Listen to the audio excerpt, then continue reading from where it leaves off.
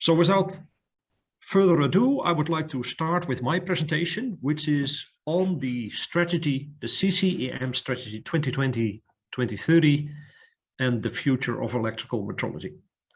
Well, a very basic point, who are we? We are the CCEM, the Consultative Committee on Electricity and Magnetism, and we were set up to support of the International Committee on Weights of Measures, the CIPM, to support them in the area of electrical metrology.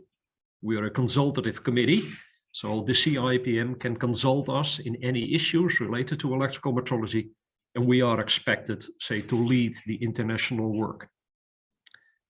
Every so many years, we update our strategy, and the latest update started in 2019, was approved last year at our CCEM meeting, and that was a really major revision of the strategy. And the aim of this webinar, or my part of it today, is to present you the key elements of this strategy. Again, making a strategy is not something I do alone as a president or together with my secretary, Michael Stock. We decided to involve the working group chairs.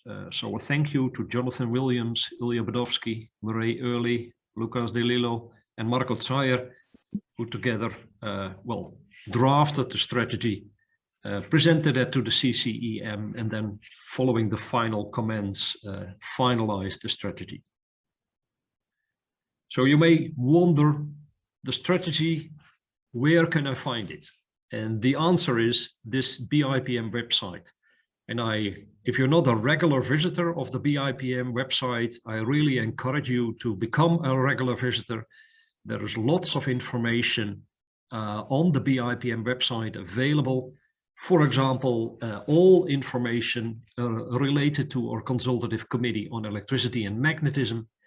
I included the web link there. You can quite readily find it under the main menu, under coordination. You find CCEM, and then you end up in this page.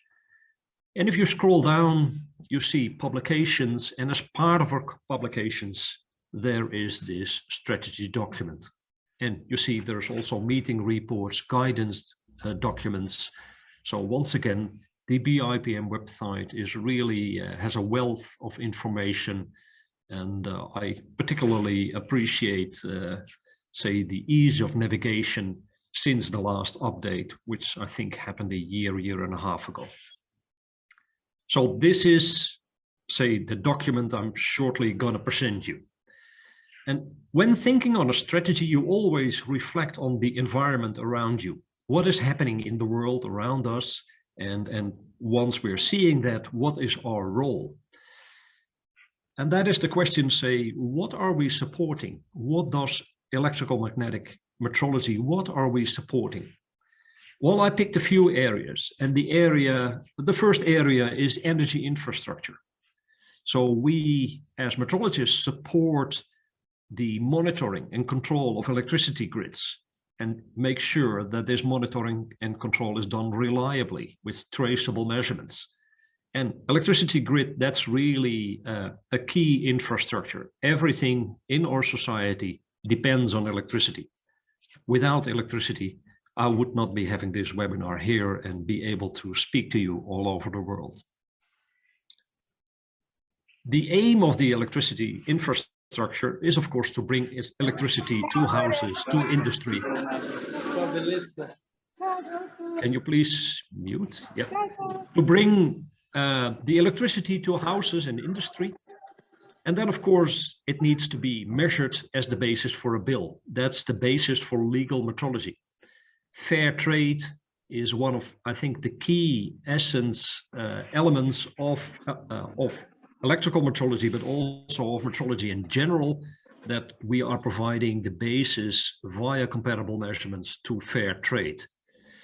And the standard electricity meters, I think a new challenge is to make sure they are reading correctly in the presence of grid pollutions, like you see in the blue graph there, that the grid not always has a nice sine wave, but the sine wave becomes distorted. Is the metering still correct? Or now with electrical vehicles coming up more and more, they are DC chargers, so DC metering comes in. And that subject of DC power, the references for DC metering of electrical vehicles was raised, I think, already 6 years ago at our meeting, triggered by these developments. That is DC, but then of course there is the other end of the electromagnetic spectrum, the RF and microwave techniques, the basis of our telecommunications, of our cell phones, our international, say the ease of communications, or all the apps we have on our phone. The basis there is provided by our RF and microwave colleagues working there. And then again, another end, say the nanoelectronics, everything very small. We are developing ultra-sensitive measurement techniques. So for single chargers, single flux quants, for example, in the present devices, they are so small that one single bit, the difference between a 0 and 1, can be as small as just like 100 electrons. So that's really extremely small. And there's a lot of, say, work we are doing there. So in short, we are providing key support to our society at large. And the examples that I've chosen are not arbitrary. These are examples where a lot of developments are happening. So the key question for our CCEM strategy was, how do we react to all these changes and how are we supporting these developments? And that brought us to our mission and vision. So what is our dream? What is our mission? We really would like to be a recognized international focus for electrical metrology, serving the global community by providing a reliable measurement foundation for science, innovation in industry, and emerging technologies. So there are a series of elements in this sentence. As a recognized international focus, that recognize relates to our external stakeholders. We really want to be seen and found. If anyone in industry or society has a problem, that they know, well, there is the CCEM. They are the expert when it comes to measurement problems. And the application areas that are mentioned are also, I find, very relevant. It is not only for science, for example, the leading edge innovations and measurement science being done and furthering science there, but it's also more applied innovation in industry and emerging technologies, emerging challenges from our society. So and then how we are doing it, what are our key activities, what is our mission? Like any consultative committee, and I would say also as the PIPM as a whole, we of course want to promote harmonization and foster equivalent of measurements. And for our particular CC, it's electrical measurements worldwide. And the way we are doing it is two main points. We provide an international forum. So we bring people together from all around the world in order to coordinate the global comparability of measurements. And we really want to be a leader, have a leading role when it comes to progressing measurement science and the application of electrical metrology. And that second part you also see reflected in the vision that we have. We had discussions on this in the preparation team and in the CCEM meeting.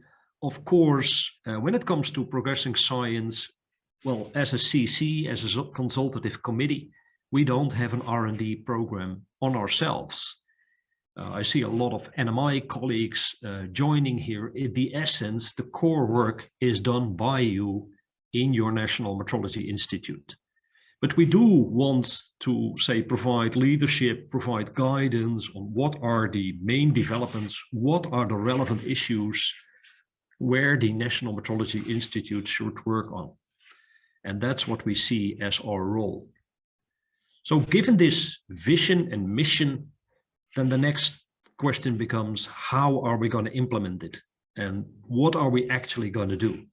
And that is along three pillars. the first pillar of our strategy is related to the measurement science, progressing measurement science. And what we see as one of our main roles is the identification of measurement challenges. For example, when it comes to fundamental research, we of course think on the quantum standards and, for example, the application of graphene as a quantum resistance standard, but also say other quantum standards and other more fundamental new standards in electromagnetic metrology. Next to the more fundamental research, there is the applied research. For example, related to emerging technologies and related to society challenges, like I already indicated in my introduction slide, explaining a little bit of the background of our consultative committee. What is the world we are in? Smart grids, sensor networks, the mobile communication, Internet of Things. These are developments going on and where we as electromagnetic community really play an important role. More specifically, what we would like to do is organization of workshops. When I started as CCEM president, I found it quite important that we not only discuss the necessary administrative issues at our meetings, but really also discuss the science. What are the new challenges? We started with a workshop in 2017 on the electromagnetic challenges. What are the challenges in our area?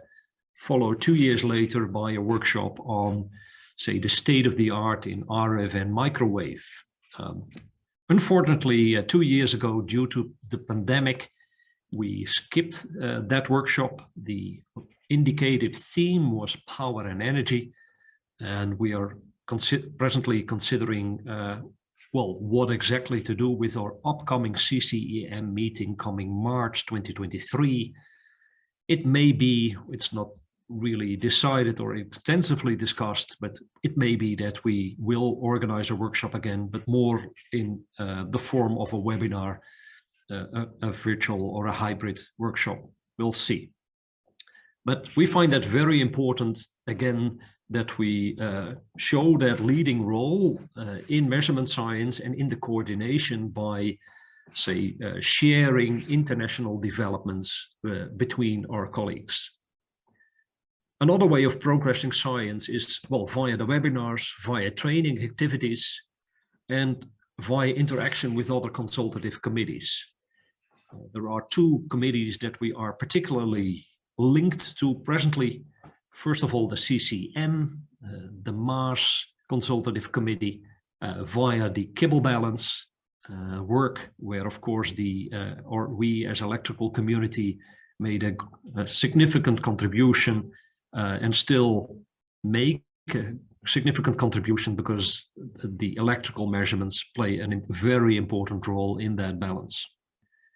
And there is a second link presently with the CCRI, the Consultative Committee on Ionizing Radiation, and that is via our small current measurement expertise. There is a specific joint task group between the CCEM and the CCRI on using the knowledge on the measurement of small electrical currents in the CCRI area in order to improve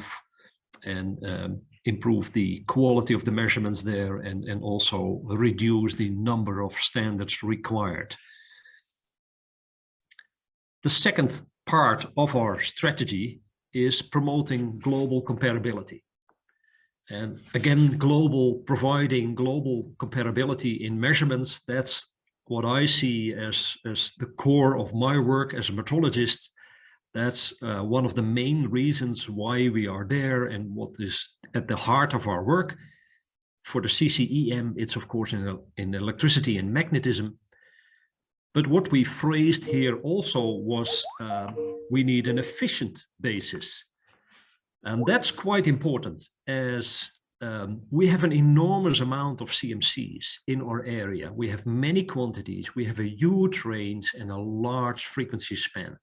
So that's quite particular to our particular field of metrology, that there's a lot, well, you can easily spend a lot of time in administration. So making that efficient has been and will continue to be an important element in our work to provide global comparability. The global comparability, well, the first thing that comes up to me is the CCEMMRA, the mutual recognition arrangements, where we have all the international recognized CMC entries in the KCDB, the database on the key comparisons that also contains, say, the measurement capabilities of the NMIs worldwide that are recognized between the. We did in the past 4-6 years a major effort in make that review more efficient. I think the present process is running quite well. There's much more information to it, but in our strategy, we felt it's running quite well. There's not a lot of new developments needed. So what we see here in the coming years, that we will be updating our categories following industry needs. I think one of the most recent extensions was the inclusion in the RFM microwave area of on-wafer measurements, which is a very particular area because it's not in a well-defined electromagnetic, like a waveguide or a cable. It is an open area, so it's very difficult and very particular challenges. So that was one of the new categories.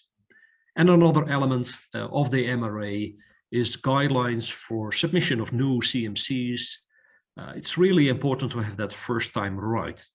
So on the web page that I showed you, there is a guidance document on CMCs, which really helps if you consider making new CMCs, help you to define them in such a way that they are lining up with the, say, the way the CMCs are written by other institutes. And in general, if you are considering a new CMC, I would highly encourage you to go to the KCDB and look at a few other NMIs that already have a CMC in a certain area to see how the CMCs for a particular quantity are being defined and written. That really helps the process a lot.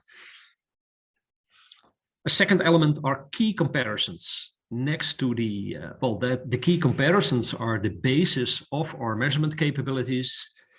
You can claim a certain capability, but in the end, the final proof of that particular capability is via the key comparisons. The graph shown here with the quantity, I took this from the website of our Japanese colleagues, where you see the, where you see the central comparison, which is typically the CCEM comparison with laboratories participating from the different region, and then a laboratory that participated in the worldwide comparison is then, say, the main lab, the linking lab for the subsequent regional comparison. Well, that's of course a well-known schedule. What we see, what is a trend in the organization of comparisons is that there's not a single coordinator, that the burden of coordination is now being shared among different laboratories. For example, one laboratory is doing the planning and organization and the emailing with all the people. Another laboratory is taking care of the reference measurement, and maybe a third laboratory is taking care of the reporting. I'm personally involved in one of the comparisons, K5 Power, which is organized that way. It did take a little bit of extra time in the beginning to, to see how to organize this and then what is the specific role of everyone. But now that that is clear, it really helps to share the burden of coordination of comparisons. Also related to comparisons is how are we going to organize them? Typically, we send around standards subsequently through the region or through the world, and then they come back at the pilot laboratory. But that has the problem that, if there is a shipping problem or whatever, the comparisons really take long. That is, I think, one of our general challenges today, that we really would like to have the comparison results within, say, 2-3 years, because you've developed a setup, you participate in a comparison, and then you really would like to know what is your result within, say, a few years. That's not always easy to achieve due to several organizational problems.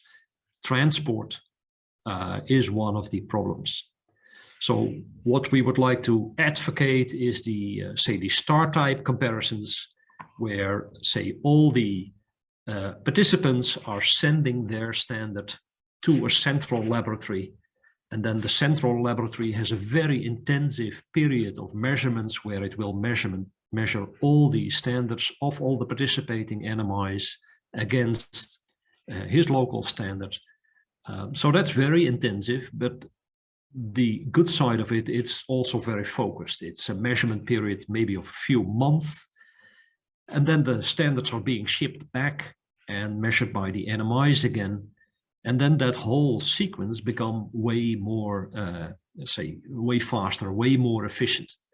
And I really would like to mention the example of the K4 comparison on capacitance led by the BIPM, where Pierre Gournet did an excellent job in organizing the comparison, doing the measurements, and making the final report, I think within 2 years, or roughly 2 years, which was really way faster than the regular comparison. So that's something, say, we as a CCEM are encouraging more and more, and also would highly favor if that would be more used in the regions. It will really help to get results earlier.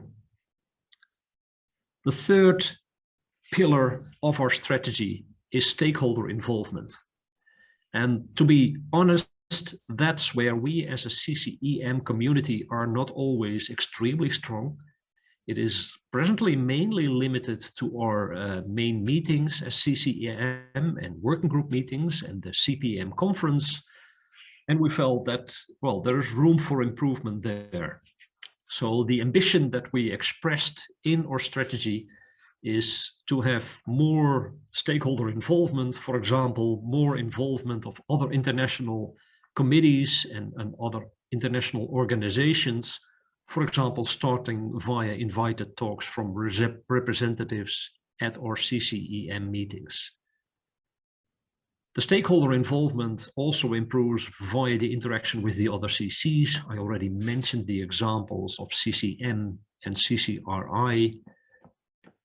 We also hope that the CBKT, the capacity building and knowledge transfer activities, becoming more active there as CCEM and also as the BIPM electricity group, hopefully will also lead to more interaction with stakeholders. And last but not least, these webinars. Again, I expect that the vast majority of the present attendants are from NMIs, but we do envisage that several subjects of future webinars will also be interesting for your national industry. And again, don't hesitate to send the invite for these webinars, share them with your national industry.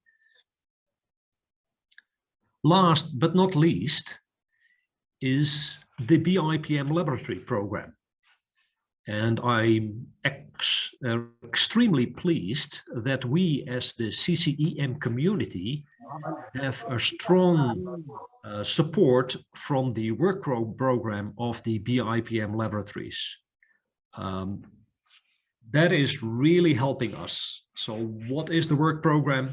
They provide traceability in resistance, voltage, capacitance to NMIs that don't have primary realizations. They significantly contribute to key comparisons. I already mentioned the organization of the K4 comparison, but another particular thing to mention is the on-site comparison of the NMI primary quantum standards in voltage and resistance. That is really unique and extremely useful. Say that we have our primary standards at our national metrology institutes verified, because we all know that in principle, like the Josephson standard, it's a quantum standard. It should not depend on environment. really should be quantized, but there still are many say things that go wrong in the practical implementation of such a quantum standard. And that's where there's a huge added value of the BIPM, that they have their traveling standards, visit us, do the comparisons, and it's so much more than just a comparison. It is their expertise. They have been, first of all, well, they are experts because of the intensive work they've done on their own setup at the BIPM, but also whilst traveling worldwide, they do see many different implementations, and they really can share that knowledge once you are on site. So that's much more than, say, quote, just the result of a key comparison. There is a huge training aspect in this on-site comparisons as well. And the BIPM laboratory program is also working on enhancing and expanding the basis of our electromagnetic metrology. For example, in the research done on the application of graphene as a quantum resistance standard, the calculable capacitor that together with the AC quantum Hall will really form a very solid basis for AC impedance measurements, and the work done particularly in the last years on expanding our Josephson standards from DC to AC. I again refer to the BIPM website for more news on the electrical metrology department. I would say the physical metrology department, where electrical metrology is one of the parts. Visit the website, check what they're doing, and well, much more of that is in the next presentation. I want to conclude. So, summarizing the strategy that we set ourselves for the coming decade, is what we see is that there is a lot of things happening in our society, and that we as electromagnetic community, as metrologists, really can provide really good support and play an important role in these developments. As a CC, we aim to promote the harmonization of measurements in electricity and magnetism worldwide, and be the recognized focus in that area. How we're going to achieve that? By progressing science, having a leadership role there, promote global comparability via the CMC process and the key comparisons, stakeholder involvement, and again, last but not least, the strong BIPM program supporting us.